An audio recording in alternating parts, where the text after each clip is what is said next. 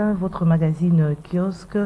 Nous sommes aujourd'hui mercredi 11 octobre 2023. À l'affiche ce matin, Christian Moleka sera face à Tite Liongi. Alors l'actualité, c'est cette mise en garde tout d'abord du CESAC contre la campagne précoce et puis le dérapage au niveau de réseaux sociaux. Nous allons en parler. Le CESAC promet des sanctions sévères. Alors, autre sujet d'actualité, c'est le président de transition gabonais, Brice Oligui Nguema, qui arrive ce mercredi 11 octobre 2023 à Kinshasa. Nous allons en parler avec nos invités. Et puis, Léo Zalendo annonce depuis ce matin des violents combats opposent les jeunes résistants d'autodéfense aux rebelles du 23, les Ouazalendo qui sont en train de reconquérir certains coins de l'Est de la République démocratique du Congo. Analyse et commentaires, c'est avec nos deux invités de ce matin. Tite Liongi, bonjour. Bonjour Madame Gisèle, bonjour à tous ceux qui continuent à faire confiance à CCTV dans le cadre de cette grande émission magazine qui vous permet pratiquement, nous permettre également d'échanger, d'orienter également notre public après avoir parcouru l'essentiel que vous venez de mettre à notre disposition. Je crois qu'on va donner le meilleur de nous-mêmes pour préparer notre population et surtout qu'avec la résistance que vous appelez Ouazalongo qui tentait de faire un bon travail, lorsque le moment viendra, je crois qu'on en parlera, madame. Voilà. Tite sera face à Christian Moleka. Bonjour Christian Moleka. Bonjour madame Gisèle, bonjour également mes invités, auxquels nous allons participer. Bonjour à tous ceux qui depuis notre salon. Voilà. Alors, je reste avec vous. Avec l'arrivée ce matin, ce mercredi, du président des transitions gabonais, Brice Oligui Nguema, qui arrive à Kinshasa. Votre analyse, un commentaire par rapport à cela, on sait que il est là à partir d'un coup d'État, il vient de faire un tour dans d'autres pays d'Afrique, notamment Guinée, Congo-Brazzaville, et voilà, en RDC, on dit qu'il cherche à normaliser le coup d'État, la réintégration dans les organisations sous-régionales, notamment la CEAC, dont le président Ali Bongo était président, était dans la présidente tournante. Hein. Votre commentaire par rapport à cette visite du président transition gabonais? Oui, bon, il y a des éléments des politiques intérieures, c'est vrai, qui vont primer sa tenue. Du fait que les Gabon sortent des élections, pas oublier qu'ils sortent des élections, avec un président qui a été proclamé élu, ensuite renversé par un coup d'État dépralé, parce qu'il a remplacé son aide du camp en quelque sorte. Donc, c'est un coup d'État dépralé, et qui, au début, avait un peu surpris toute l'Afrique, un peu comme ce qui se passe au Niger. Et donc, dans la logique presque traditionnelle, beaucoup de pays avaient condamné le coup d'État, pour les garder avec un peu ce qui s'est passé. Je crois qu'il y a une volonté du pouvoir de vouloir normaliser, parce que les gens attendent forcément un calendrier de transition. Les gens attendent forcément. Alors, il faut reprendre tout ce que vous avez dit, parce que vous n'avez pas allumé votre. Je suis désolé, je n'avais pas allumé mon micro, je le pensais ouvert. Donc, je disais que. Il faut partir des éléments de politique intérieure. Donc, vous avez un président qui vient de renverser un processus électoral qui était en cours, quoi, qui est contesté. Et que comme dans beaucoup de pays africains, on avait, à la suite de ce qui s'est passé au Niger, on avait regardé avec beaucoup de conceptions ce qui se passait. Et donc, il y a d'abord une volonté interne d'un pouvoir à vouloir normaliser et à présenter probablement une feuille de route de transition. Parce que beaucoup de gens entendent, c'est quoi la durée de la transition au Gabon et le retour du pouvoir civil. Est-ce qu'il faudra un dialogue au Gabon? Est-ce qu'il faudra un départ des militaires? Est-ce qu'il faudra récompter les voix comme le propose l'opposition? Et donc il y a des issues politiques à rechercher et je crois qu'il est en train de faire la tournée pour rechercher le soutien à un processus politique qu'il veut engager au niveau du Gabon. Et certainement rassurer également sur la stabilité politique.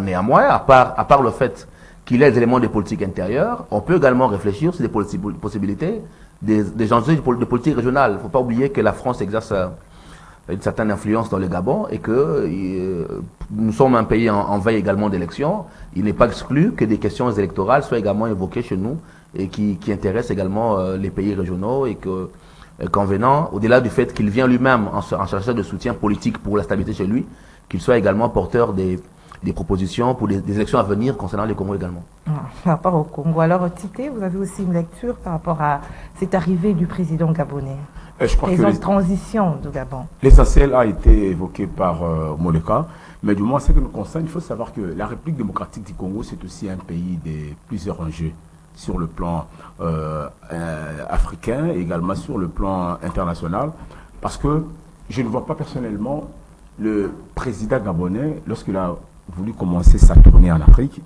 et envisage la République démocratique du Congo. C'est vrai qu'il a besoin, comme a dit Moleka, de mieux filtrer la gouvernance de son pays, dans les contextes où c'est par le coup d'État que Brice a accédé au pouvoir, avec les pays limitrophes, quelle est la politique il faut gérer. Et en deuxième lieu, il est également important d'un message. N'oubliez pas, c'est tous les jours que la République démocratique du Congo, plus précisément le président Félix-Antoine Tshisekedi, est sous pression, la même pression que Joseph Kabila avait subi. Les multinationaux ont l'air plan par rapport à la République démocratique du Congo. Il faut impérativement un dialogue, il faut l'organisation des élections dignes, transparentes, crédibles. Et vous sentez déjà quelques candidats ne semblent pas être le bienvenu, les autres sont en prison, consorts. Donc, ce sont un peu le point autour qui vont consacrer, pour ne pas dire la une de discussion. Donc, Brice, ici, à Kinshasa, il ne faut pas minimiser les faits. Il ne faut pas minimiser les faits. C'est tous les jours qu'on demande à Félix Tshisekedi, il faut organiser un dialogue, il faut organiser des bonnes élections. Parce que quand on est en face des bonnes élections, vous allez constater que demain, le pays sera en face à des acteurs légitimes. Et quand on parle de la légitimité, nous avons cet assentement où les autorités, dont les ordres et la population, obéissent. Donc ce n'est pas de la magie, mais c'est quelque chose, c'est à étirer pour l'organisation des élections dignes et transparentes. Donc à ce qui nous concerne par rapport à ta préoccupation, nous pouvons dire qu'il est venu avec un agenda connu, il est venu également avec d'autres pressions. Parce que vous savez qu'aujourd'hui, la communauté internationale, plus précisément la France, a démontré au niveau de l'Afrique centrale, il a déjà son homme fort, c'est Brice au Gabon. Chose qui n'était pas facile. Bongo a crié, mes amis, vous êtes où? Parmi les amis des Bongo, il y a également Félix-Antoine Tshisekedi, il y a Sassou Nguesso, il y a quelques pays membres de la communauté internationale des États d'Afrique centrale. Donc tout cela, ça doit donner quand même une attention soutenue, particulière à ceux qui nous gèrent, que lorsqu'on vous donne des messages, il faut toujours, la première des choses, garder ce qui est important.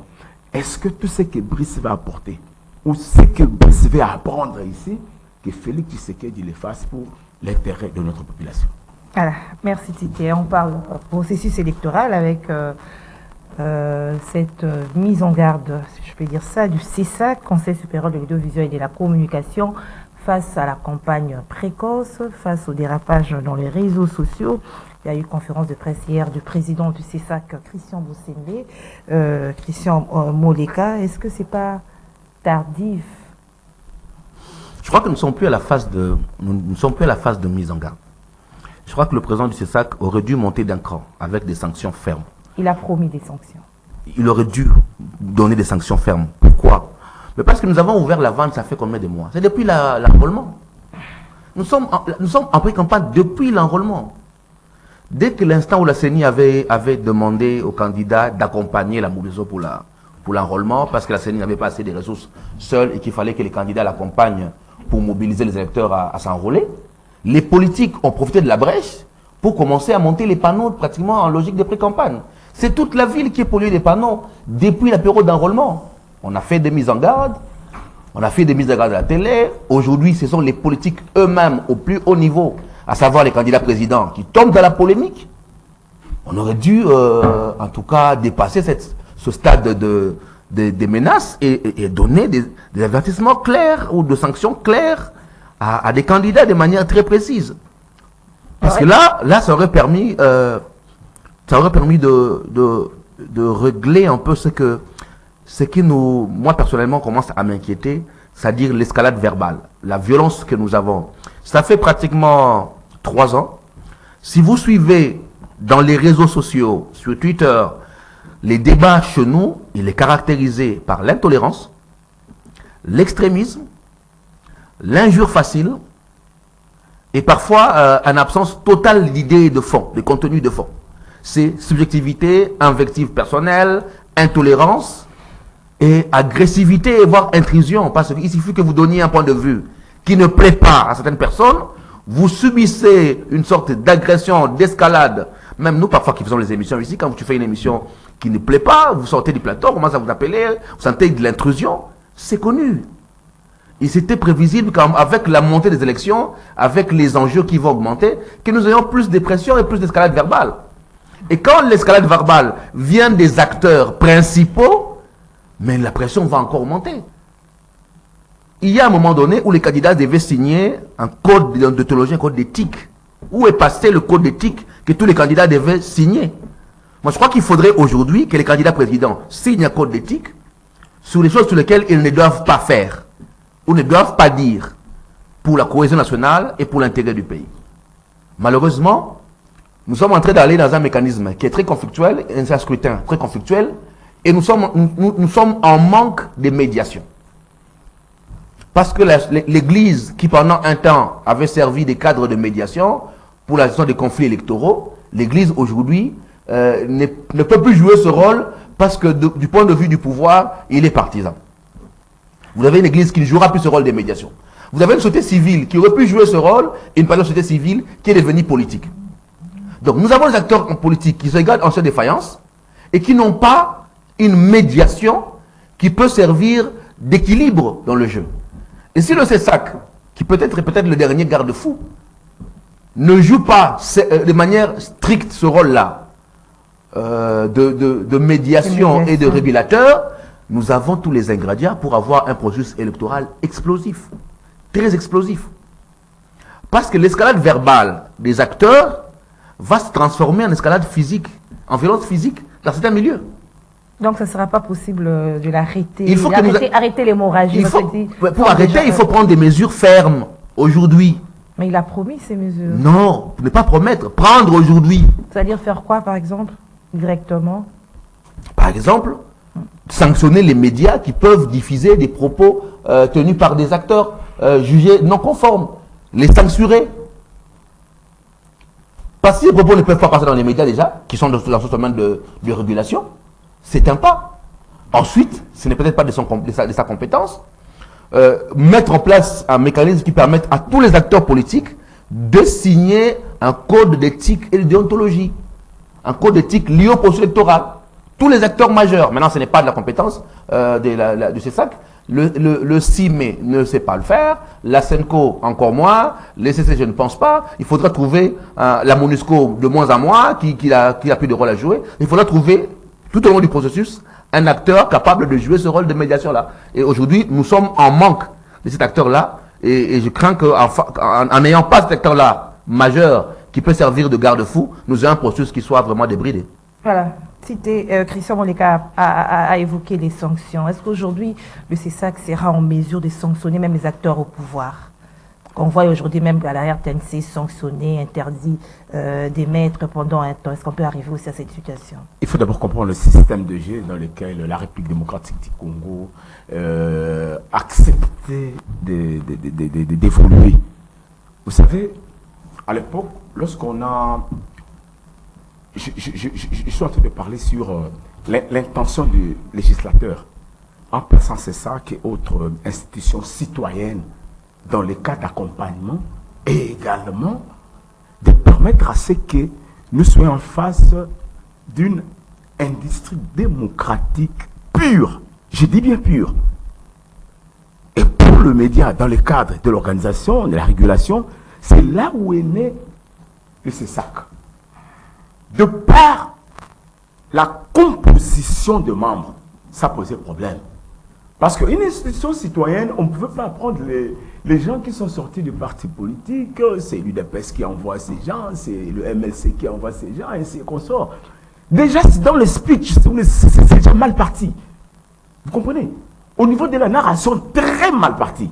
Parce que moi, personnellement, je ne vois pas Bossembe, qu'est-ce qu'il peut dire au chef de l'État en tant que lui-même? Ça sera impossible. Non pas seulement garant de bon fonctionnement de l'institution, mais également quelqu'un qui est tenté de concourir pour préserver pratiquement son pouvoir. Je ne veux pas. Ça serait impossible. Non, je vous dis, personnellement, je ne vois pas à ce qui concerne la sincérité. Je ne suis pas contre mon jeune frère.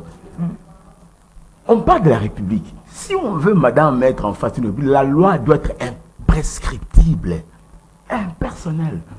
La loi doit être générale.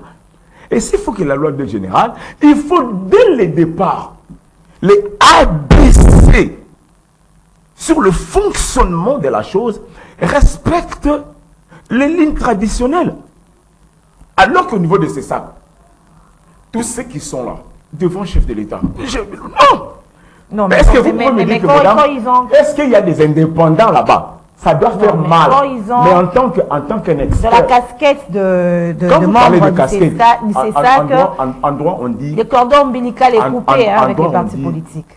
Excusez-moi, la fraude corrompt tout. Ça, c'est pas une fraude. Mais la manière dont les acteurs ont été sélectionnés. Je ne suis pas contre sur la compétence de mes amis. Bossembe, c'est un garçon compétent. Ouais, il faut les reconnaître. On a des amis là-bas. J'ai des amis là-bas. Avec les gens, non, dans les médias, on sait que tel, il est compétent. Mais s'il faut rentrer, je dis bien, dans l'esprit du concepteur, que l'institution citoyenne avait pour mission, la première des choses, c'est quoi? D'éviter des escalades. Aujourd'hui, c'est ça qui est en train de sonner l'alerte. Je dis très bien, c'est magnifique. Parce que, à 2 mois des élections, pour ne pas dire à 1 mois de la campagne électorale, il y a déjà de propos incendiés qui se placent déjà à l'horizon. Et pas le moindre des candidats. Où on sent le chef de l'État qui a la mission de protéger, oui. Mais il a dit, peuple congolais, faites très attention avec les candidats à l'extérieur. Il n'a pas menti. Mais sur le plan de colonne électorale, c'est aussi un message qui blesse la conscience des autres. Et de l'autre côté, Denis qui réagit, non. S'il faut réellement parler des gens qui sont des jouisseurs par excellence, de ce dont parle Félix Tshisekedi, c'est d'abord lui-même parce qu'il a bénéficié de l'assistance sociale. Et c'est pas tout. Moïse Katumbi qui rétorque, et au finish, c'est Mouzit maintenant qui passe comme un bon donneur des leçons.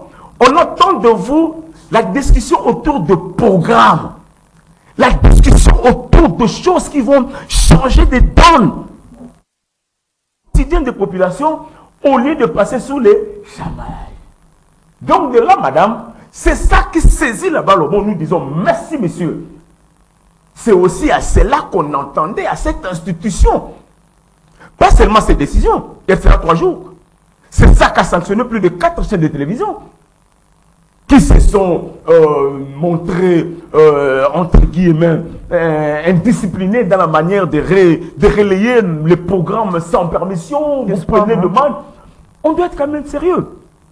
Au moins pour c'est ça que nous voyons aujourd'hui. À mon humble avis, en tout cas, on sent quand même la volonté de travailler.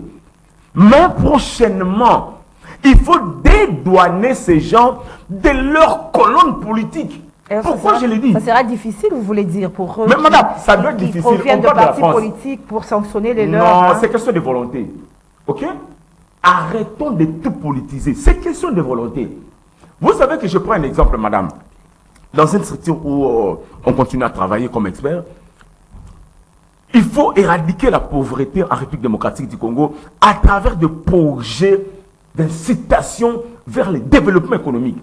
Où Vital Kamerhe ne cesse de dire, il faut que nous arrivions à exploiter le potentiel hydroélectrique de la République démocratique du Congo dont je fais allusion, Grand Inga. Mais pour exploiter les Grands Inga, madame, il faut la première des choses, fidéliser d'abord les compétences qui sont là. La République a investi sur les personnalités. La République a investi sur un certain nombre de gens à travers des formations, à travers... Ces gens-là ont acquis cette formation, puis après quelques temps, ordonnance présidentielle. Au niveau de la DPI, il faut mettre les gens. Et on met maintenant les gens qui n'ont rien sur la chose. Qui perd? C'est la République qui perd. C'est comme aujourd'hui. Au niveau de ça, par exemple, au niveau de la centrale électorale, si la République se disait que désormais, il faut des gens neutres, avec comme profil tel. Ils finissent toujours par changer. Hein. Je te dis, ça change des parce de la société que ce civile, sont les politiques qui viennent s'ingérer. C'est pourquoi j'ai dit, on doit faire un effort. Et ceux qui sont appelés à faire l'effort, c'est d'abord les gouvernants. Les gouvernements qui se disent aujourd'hui, on va prendre un gestionnaire de la centrale électorale. De l'autre côté, on voit Kadima. Kadima, c'est un pro, mais un pro corrompu. Donc la connaissance aujourd'hui nous imprime des choses, je vous dis que tu ne peux pas croire. Le Kadima qui a apporté ce qu'on appelle l'Institut électoral d'Afrique australe. Je parle d'Institut. En République démocratique du Congo, on pouvait également garder ces formats. Lorsqu'il y a un institut, c'est que on sait que chacun a sa part de responsabilité, puis le moyen de mettre. Donc, sincèrement, je te dis, c'est ça qui commence à faire le travail, que c'est ça qui s'organise également à travers les médias. Que c'est ça qui fait un effort pour voir dans quelle mesure on peut subventionner les médias. Les acteurs de communication qui peuvent dire « Ah, moi David, là, c'est pas correct ». À CCTV, ces histoires ne passent pas. Parce qu'au nom de notre ligne éditoriale, elle est gâtée. Donc, je crois qu'il appartient aux acteurs politiques de donner la chance à ce que la structure puisse réellement imprimer les résultats, pour ne pas dire les CTM qui devaient entrer pour produire des éléments de qualité, madame. Voilà, il a aussi évoqué, là c'est Christian Bossembe, le président du CESAC, il a fustigé les dérapages dans les réseaux sociaux, je prête ces mots, des bêtises dans les réseaux sociaux. De ce côté-là, des réseaux, ça ne sera pas facile, hein, parce qu'on sait que c'est difficile à contrôler. On doit aussi faire intervenir aussi le ministère de Pétantique pour réglementer les réseaux sociaux. Madame, pourquoi appelle-t-on le CESAC institution d'appui à la démocratie? Je crois que c'est un dispositif important dans notre démocratie. Si on l'a appelé, c'est parce qu'on a des institutions politiques qui sont caractérisées par le conflit et la conquête du pouvoir, et des institutions d'appui à la démocratie qui, eux, doivent renforcer la régulation pour permettre à la vitalité démocratique de fonctionner malgré la concurrence. C'est ça le but. Vous avez des acteurs qui sont en concurrence et qui ont tendance donc à remettre en question les bases démocratiques, et donc il faut avoir autour d'eux d'autres institutions qui doivent permettre cette régularisation, cette vitalité démocratique de ne pas disparaître. Et le SAC est spécialement chargé des médias. Ça veut dire que les médias, en tant que vecteur important en période de campagne électorale, doivent participer à renforcer la démocratie. Je vais vous lire une disposition de la loi portant directive du Conseil supérieur de l'audiovisuel, Assemblée plénière de ceci. Article numéro 23. Vous m'excuserez, avec le téléphone, ça défile vite. Le CESTAC constate et sanctionne toute diffusion de programmes proposés par une entreprise de télédistribution susceptible de troubler l'ordre public. Constate, sanctionne. Troubler l'ordre public, d'inciter à la haine ou à la violence, de porter atteinte à l'honneur ou à la dignité des individus ou des autorités établies. Donc, dès l'instant où, dans son domaine, les médias, où nous sommes en période électorale, le traitement de l'information, la qualité des données que l'on donne aux citoyens sont d'un enjeu important. Et donc on doit à ces moments être ferme. Et je crois que c'est un défi. C'est un ami que je connais très bien, que j'apprécie. Mais s'il veut tirer son épingle du jeu aujourd'hui, il doit réussir à construire ce qu'on appelle la volonté transgressive. Ça veut dire apprendre à décevoir. Je suis désolé. Il doit apprendre à décevoir tout le monde. À décevoir tout le monde. Il est jeune, il se retrouve à la tête d'une institution au cœur de beaucoup d'enjeux, dans un processus de tension. S'il ne sait pas décevoir, c'est lui qui sortira de l'histoire réduit. Je suis désolé pour lui. Ce sera quand même impossible de décevoir, par exemple, les chefs de l'État. Il doit apprendre à décevoir, sinon il va se limiter sa vie au CESAC, mais après le CESAC, il est jeune, hein? Il a des longues années de vie devant lui, il doit apprendre à décevoir. Et donc, à ce stade, il doit de la fermeté. De la fermeté dans la diffusion des messages par les médias qui participent à entretenir le trouble public, la violence, la haine et l'atteinte sur les individus. De ce point de vue, il doit sanctionner les médias. Mais non, ce sont les acteurs qui les disent. Demain, les médias, puisque c'est son secteur à lui, qui iront vers les acteurs pour prendre les propos, sauront que si je prends ces propos et que je les diffuse, c'est moi qu'on frappe. Et donc, on aura au moins participé du côté des médias à réduire cette portée de diffuser, d'amplifier les propos des politiques. Donc ça, c'est à part à lui. Maintenant, concernant les politiques, mais c'est là où je dis que nous manquons un cadre citoyen qui aurait pu aider à mieux gérer les politiques. La CENI peut-elle encore jouer ce rôle-là? Difficile. Mais comme on parle de la CESAC, plutôt du CESAC, je crois que ce que nous pouvons appeler à Christian, au-delà du fait qu'il a été nommé, c'est d'être plus ou moins ferme et de prendre cette capacité à décevoir. En tout cas, c'est possible. C'est possible pour lui. Je sais qu'on est en politique, je sais qu'il est dans un environnement politique, mais c'est possible pour lui. S'il estime que la gestion de son ambition à long terme, personnellement, dépasse la gestion à court terme, c'est à lui de décider. Mais en tout cas, l'histoire retiendra de son passage durant un processus aussi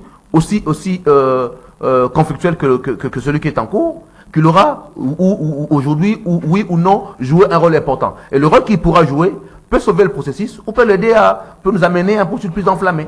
Alors, en ce qui concerne les réseaux sociaux, c'était ma question. Est-ce que de ce côté-là aussi c'est difficile, parce qu'on sait que les gens diffusent à temps réel les informations. Nous, au niveau de la DICPOL, nous sommes en train de préparer, comme société civile, un outil qu'on va présenter d'ici là. On ne sait pas tout dire ici, peut-être que les gens vont prendre avant, mais nous sommes en train de préparer un outil de veille sur les réseaux sociaux qui nous allons présenter et qui servira également d'indicateur pour montrer aux acteurs politiques que vous déviez.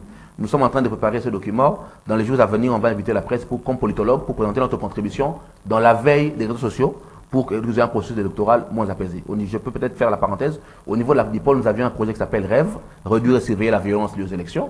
Et donc, dans le cadre du projet REV, réduire et surveiller la violence liée aux élections, nous avons un volet de surveillance des réseaux sociaux que nous allons présenter d'ici peu. Ce sera notre contribution comme société civile. Néanmoins, il y a d'autres acteurs. La loi sur le numérique a été votée, promulguée.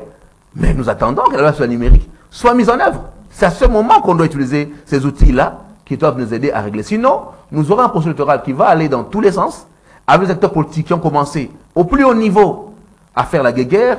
Je vous assure, jusqu'au mois de décembre, nous aurons un processus plein de tensions et malheureusement, ça pourra finir en tension communautaire.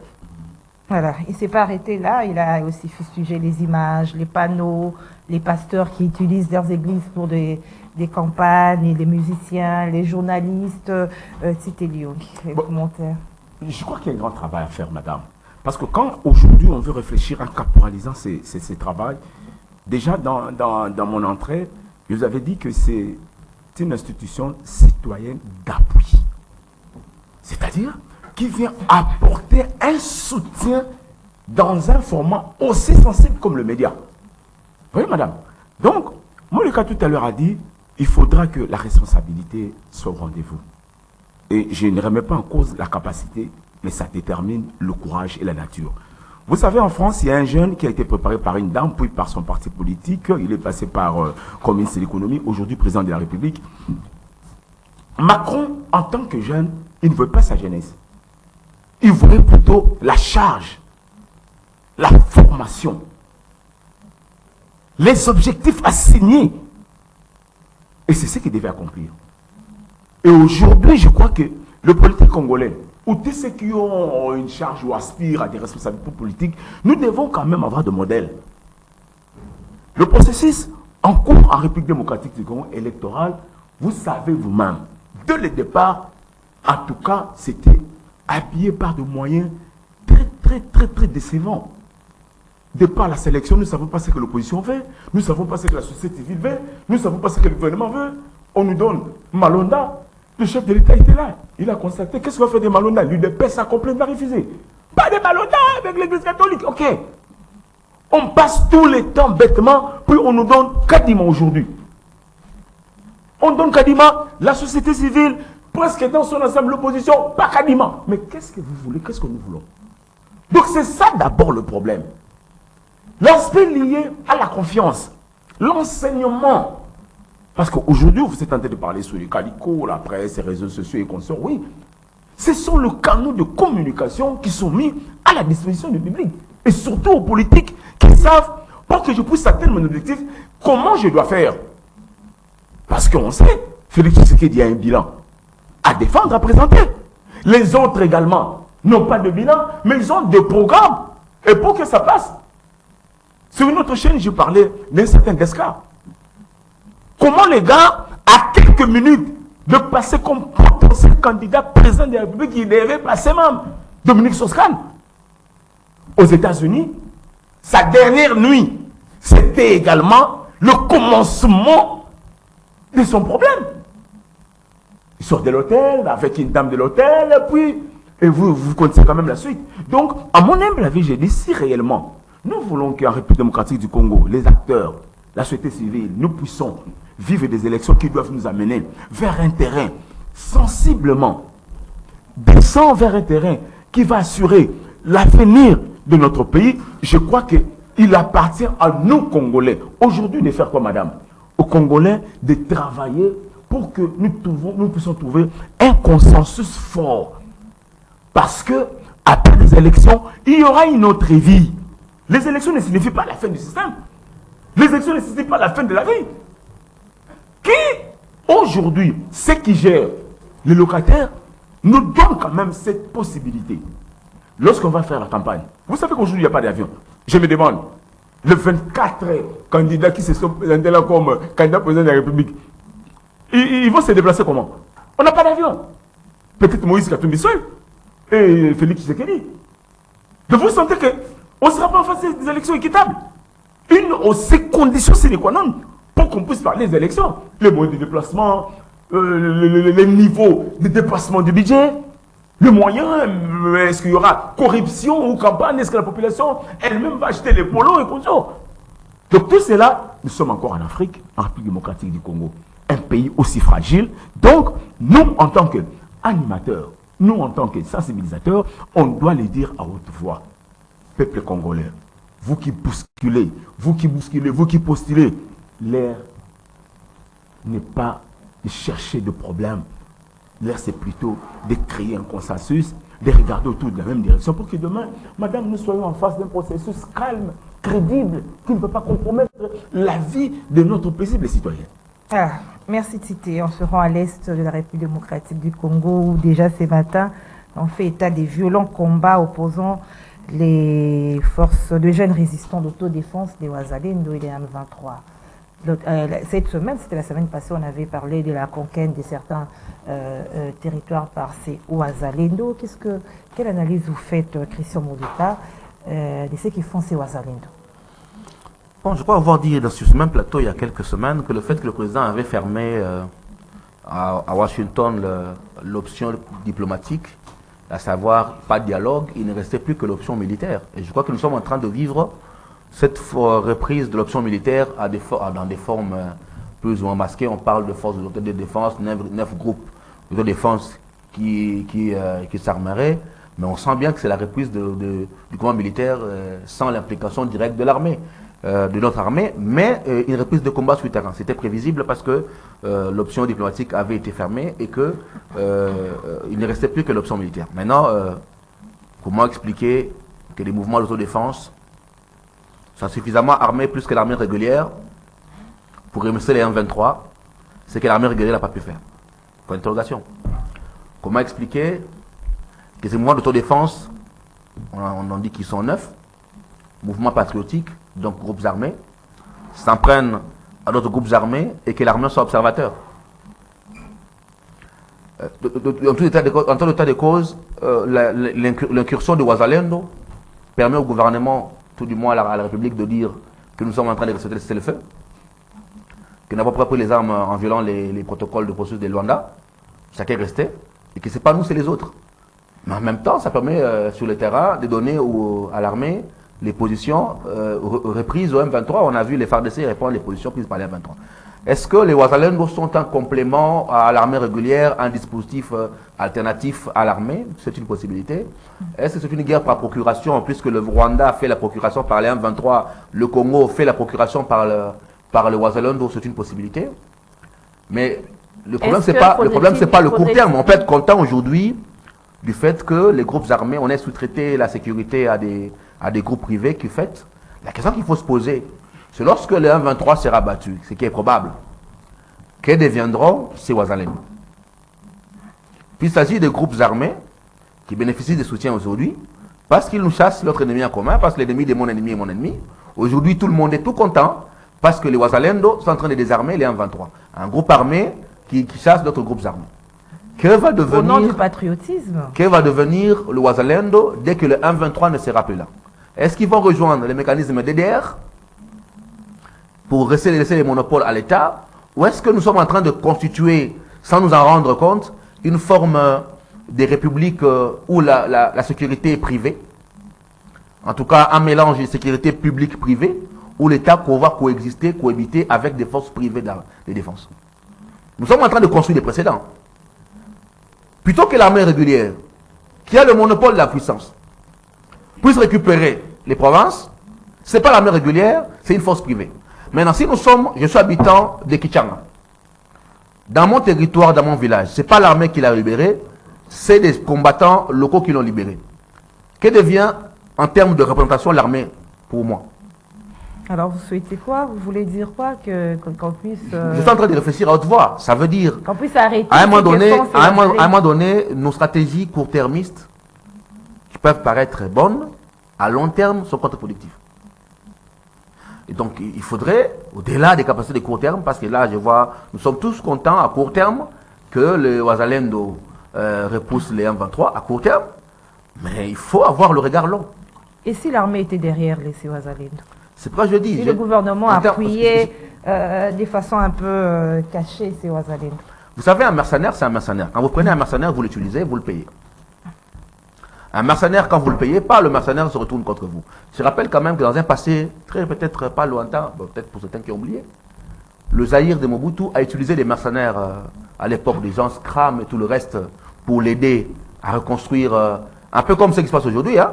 En 60, l'armée régulière n'était pas dans les capacités de répondre le pouvoir. À la 60, on a utilisé des mercenaires, les gens Scram, tous les affreux pour aider la République à répondre l'autorité. On sait comment ça s'est fini. Il faut relire l'histoire. Mais là, est-ce qu'il s'agit des mercenaires ou ce sont des Congolais qui se disent patriotes, qui défendent la terre? Est-ce que ce n'est pas différent avec l'exemple que vous venez de donner là? Mais s'ils sont... Comment ce sont des Congolais. Des mercenaires, à mon entendement, je ne sais pas, on est en train de... Un mercenaire, ce n'est pas forcément un étranger. Ailleurs. Non, ce n'est pas forcément un étranger. Ça peut être un national qui a sous-traité sa force, sa capacité militaire. Mais leur idéologie, ils disent défendre le sol congolais. La défense du territoire congolais est la compétence exclusive de l'armée. Ça s'appelle monopole de la violence physique. Tout à l'heure, vous parlez de l'autoprise en charge. Ça s'appelle monopole de la violence publique. Dans un État, le monopole de la violence appartient à l'armée. Et l'armée ne partage pas ce monopole avec des groupes privés. Nous sommes en train de construire un monstre, aujourd'hui, qui va nous faire plaisir, mais qui, dans 2-3 ans, va créer d'autres problèmes. L'État ne partage pas ce monopole de puissance. Le 1-23 a été battu en 2013 par l'armée nationale. Rappelez-vous du regretté colonel Bambadunda. Rappelez-vous de l'opération Pomme Orange.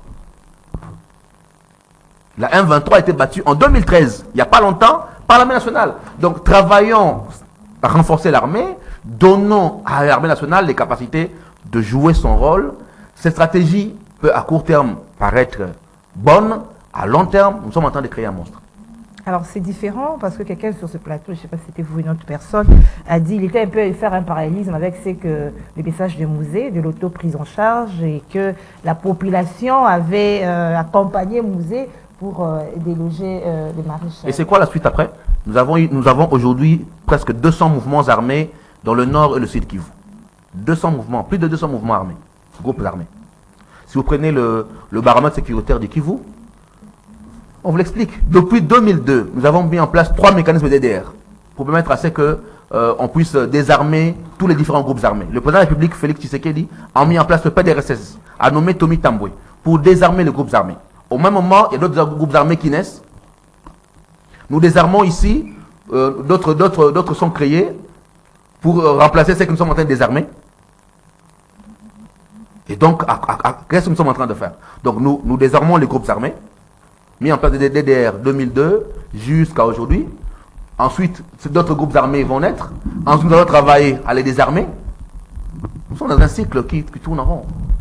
Je reste convaincu de mon point de vue que battre les M23 est nécessaire. Je reste convaincu comme tout patriote que ce devoir-là est le devoir de l'armée régulière. Et qu'il faut renforcer l'armée régulière. En fierté, en dignité, en équipement. Vous savez, lorsque les Alliés ont tenté de récupérer l'Europe, lorsqu'ils ont pris le débarquement d'Orléans et qu'ils ont pris toutes les grandes villes Reims, avant d'entrer dans Paris, le président français de l'époque, le général de Gaulle, a demandé que par fierté, l'armée française entre avant les Alliés. Pour que les Français voient que c'est leur propre armée qui les a libérés. Est-ce que vous imaginez la symbolique? Les Français colonisés, battus par les Allemands, les Alliés viennent les délivrer, mais le président français demande que pour qu'on entre dans Paris, que ce soit l'armée française qui entre en premier, les Alliés derrière, pour que les Français voient que c'est leur propre armée qui les a libérés en termes de fierté. Pour l'honneur. Pour l'honneur. Voilà. Alors, si nous comprenons cette dimension symbolique-là, alors nous devons comprendre ce que cette symbolique d'une zone que l'on récupère pour le citoyen qui le reçoit et qui voit son pays récupéré. Il doit l'allégeance, la légitimité à qui? À l'État qui l'a libéré ou à un groupe privé? Ok. En tout cas, les commentaires qu'on a suivis des gens après que les Ouazalais aient récupéré certains territoires, on dit que l'armée, le gouvernement doit les soutenir. Christian est contre. Tité, vous, quel est votre point de vue? Je crois que la dimension aujourd'hui de la guerre dans le monde connaissent d'autres virages. Et la République démocratique du Congo, plus précisément, la politique sécuritaire de la RDC devait également s'adapter pour éviter d'être toujours pérant. Pourquoi je le dis? Nous sommes avec l'URSS après avoir perdu son sens du fédéralisme. L'URSS, ça devient aujourd'hui la Russie. Et pour que la Russie puisse avoir le contrôle sur un certain nombre de ses territoires, entre autres Crimée, les territoires qui partagent pas son idéologie, avec Loukachenko, là nous sommes avec la Biélorussie et autres, il fallait mettre en place une structure privée. L'importance de la structure privée, madame, en politique, c'est quoi? C'est que il y a des actes que l'État ne peut pas poser sur le plan international. Aujourd'hui, on peut se dire que la République démocratique du Congo accepte d'éliminer, de bombarder un certain nombre de populations. C'est Tshisekedi qui sera appelé demain à la CPI en tant que la République. Et le jeu de Rwanda est également observé à la République démocratique du Congo parce que pour tenter de déstabiliser la RDC, il faut utiliser à l'époque le MBP, utiliser tout ce que vous connaissez là, le supplétif que le Rwanda a créé, sachant que même si on peut créer ce qu'il pense, le Rwanda ne sera pas sanctionné vis-à-vis de la communauté internationale. Et aujourd'hui, la RDC a souscrit à un certain nombre de comportements que nous devons respecter les accords de paix et consorts. Et l'accord de paix, c'est que chacun puisse garder sa position. Oui, on admet. Maintenant, la dimension politique du contexte de la guerre, parce que le M23 n'obéit pas à cela. Il veut c'est que la République, plus précisément la RDC, le gouvernement de Kinshasa, puisse négocier. Et aujourd'hui, la RDC s'est dit, d'accord, moi j'accepte avec les cantonnements qu'on m'a donné, je ne bouge pas. Mais il y a un groupe, milice privée, qui est observé, qui combat des Congolais. Maintenant, la sanction maintenant internationale, la RDC ne sera plus visée. Donc, on a vu le M23 en train de dénoncer les faits que le gouvernement, à travers ces groupes militaires non contrôlés, madame. Je veux qu'on garde un peu le concept. Groupe militaire non contrôlé. S'il faut sanctionner, la communauté internationale tient à sanctionner le M23, c'est sous quel régime? C'est-à-dire un mouvement incontrôlé privé. Je ne sais pas si vous comprenez. De la même manière, Ouazalendo, qui est sorti également, comme aussi un groupe qui vient défendre les intérêts des Congolais. Maintenant, la grande dimension, parce qu'il faut le regarder en peu de face. C'est-à-dire, de la première manière, oui, le groupe pour comment on appelle ça, l'activité militaire privée gagne du terrain, mais avec quelle arme et également sur des ressources, comment on appelle ça, ressources humaines. Dans les ressources humaines, si vous regardez, mais vous sentez que l'armée congolaise est tellement puissante.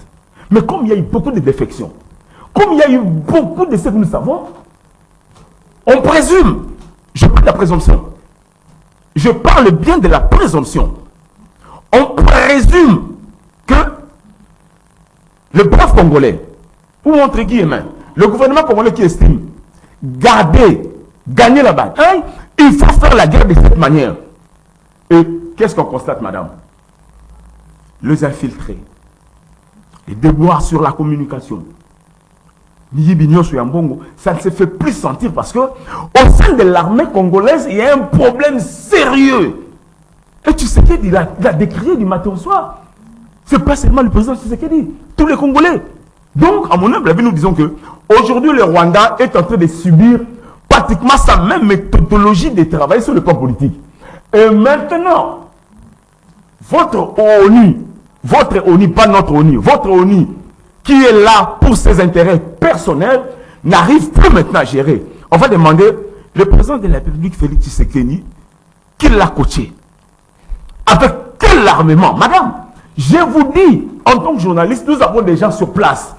Et quand on nous dit, on ne sent pas un groupe privé, mais c'est plutôt une armée motivée, prête, je dis, à conquérir tous les territoires. Maintenant, vous demandez, je révèle largement en une minute, oui. C'est que Moleka dit, la conséquence maintenant c'est quoi? Et pour maintenant être lecteur de signes, un aigle par excellence, on va dire que c'est très dangereux. Parce que la chose qu'on voulait faire, nous n'avons pas su le faire, on va armer un groupe militaire. Dans ce mouvement militaire, c'est déjà le début de ce qu'on appelle une guerre civile. L'école a connu beaucoup de problèmes. On sait que Moleka qui habite à côté de moi, il a accepté d'être militaire, il avait violé ma soeur. Demain, moi aussi, j'adhère à ce mouvement de demain, j'aurai des problèmes avec Moleka. Pourquoi est-ce que l'armée, on sait que on a des gens capables de faire ce qu'ils sont incapables là-bas? Faites partir tout ce monde de ce point. Mettez les gens qu'on a pour au niveau du bas Congo, en commençant par le général jusqu'au caporal, au moins gradé. Et c'est possible. Tellement qu'aujourd'hui, le plan pose problème, on gagne. Mais et après? Madame, et après? C'est-à-dire, vous avez vu, c'est que le gars ici qui est mort à Biélorussie avec son avion, le patron de Wagner. Un jour, il est venu pas pour défier dans une zone là en Russie. Il a fait les cantonnements, la population l'a suivi. Et la suite, c'était quoi? Heureusement, c'est un Poutine. Donc, si demain on veut garder tout ce qui revient à la République démocratique du Congo comme moyen par excellence de protection des civils, vous avez posé la question à mon ami, qui est-ce qui est censé protéger? Mais la loi est claire. La seule institution qui détient le monopole, j'insiste bien, des violences publiques, s'appelle l'État. Donc l'État à travers ces structures, la police, l'armée, les services de sécurité, mais il faut le faire sur le plan institutionnel. Donc je crois que c'est là que madame... C'est pas parce que toutes les initiatives n'ont pas marché, les accords, voilà, il y a même l'EAC qui doit quitter déjà d'ici le 8 décembre, il y a même l'ultimatum du vice-premier ministre des Affaires étrangères jusque-là, je ne sais pas là où nous en sommes. C'est pas parce qu'on doit prendre un autre chemin pour mettre fin définitivement à cette guerre. Moi, je très vite, en une minute, Moreau. Je dis que le statu quo n'est pas une bonne chose, qu'il faut avancer. Je suis tout aussi conscient que les approches classiques de l'armée ont montré les limites liées à beaucoup de problèmes qu'on ne sait pas évoquer en très peu de temps ici. Néanmoins, je reste convaincu que la recherche de solutions à court terme doivent s'accompléter des solutions à long terme. C'est ce que je suis en train de dire ici. Donc, si on n'associe pas les recherches de solutions à court terme, je parle peut-être aux initiés, à des solutions à long terme, nous sommes en train de poser les germes des futurs conflits de demain. Parce que, on le sait, les groupes armés au niveau local sont communautaires. Nous sommes en veille d'élection. Et que les tensions communautaires, en période électorale, reviennent avec grande acuité. Ça veut dire, nous réunissons les éléments des prochains conflits entre tensions politiques, enjeux communautaires et groupes communautaires. Donc oui, c'est bien de régler la problématique du 1-23 en recourant à des voies alternatives. Mais si nous ne pensons pas global et que nous nous pensons à limiter à penser 1-23, nous créons d'autres conditions de stabilité demain. Non, on ne peut pas penser les contraires. On doit penser global. En politique, on pense global. Même si dans la mise en œuvre, on met par étapes, on pense global. Voilà, kiosque est fini. Merci Tité. Merci Christian Moleka. Merci à vous, fidèles téléspectateurs. Merci à l'équipe technique. Merci au coach de Montéry, madame, monsieur. Je vous retrouve vendredi avec le même plaisir. Au revoir.